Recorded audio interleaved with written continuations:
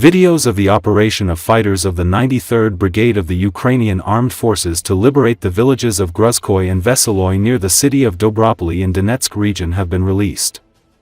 As can be seen from the footage released on Telegram channels, tanks and kamikaze drones were mainly used in the clearance operation.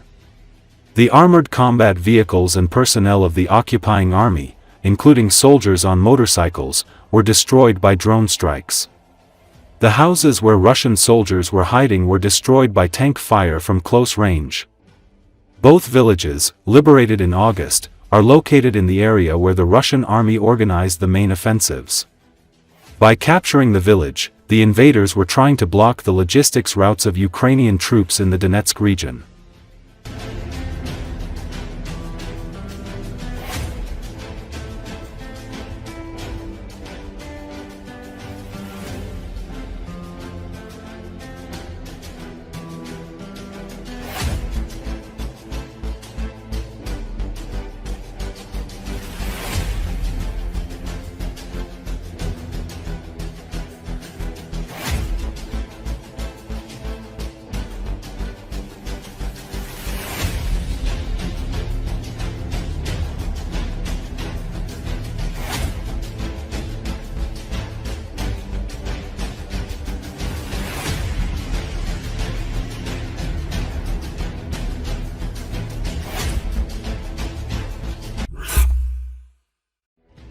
Ukraine's 425th Regiment has liberated the village of Novoekonomikne in Donetsk Oblast and raised the national flag, the General Staff announced.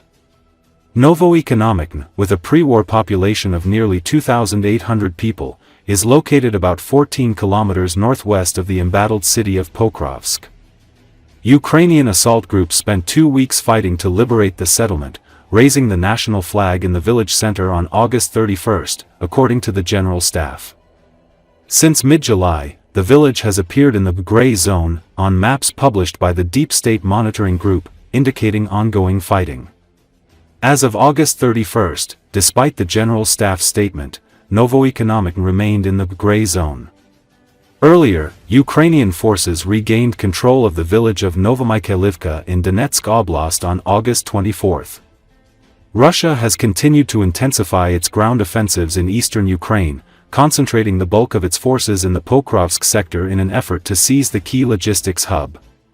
With no ceasefire in sight, Russia's advances in the region help strengthen Moscow's hand in possible peace negotiations as US President Donald Trump pushes for a deal to end the war. The Kremlin's plan for a peace agreement reportedly involves Ukraine withdrawing all its forces from Donetsk Oblast, ceding the entire region to Russia in exchange for frozen battle lines on the other sectors of the front. The Deep State Project reported that in August, the rate of occupation of Ukrainian territories by Russians fell by 18%. It is noted that last month, Russia captured 464 square km, and now 19% of the territory of Ukraine is under occupation. The project draws attention to the fact that the occupiers had the same percentage on October 3, 2022, before the Defense Forces offensive on Dudchany.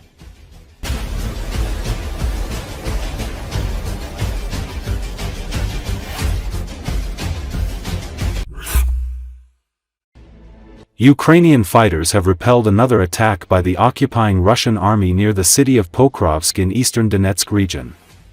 Strikes were carried out using kamikaze drones and HIMARS multiple launch rocket systems against the occupiers, who were advancing with tanks and armored personnel carriers equipped with various combat technologies, including anti-drone systems, as well as on motorcycles. As a result, the equipment and personnel involved in the attack were destroyed. A small number of surviving and fleeing enemy soldiers were also targeted by HIMARS strikes.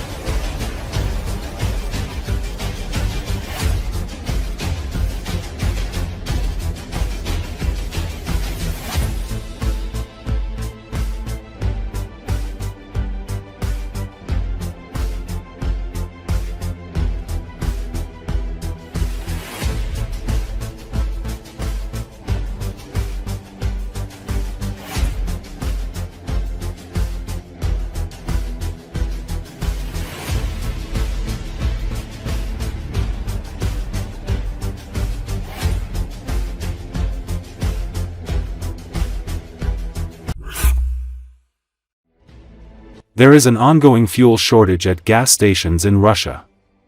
In many parts of the country, people have to wait in line for hours to get fuel.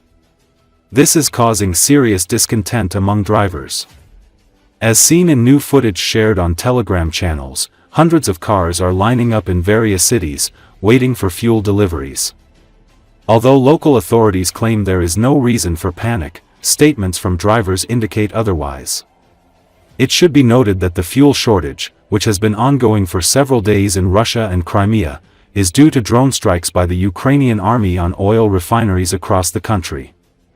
In some cases, the strikes have forced refineries to halt operations, significantly affecting the volume of fuel available for sale.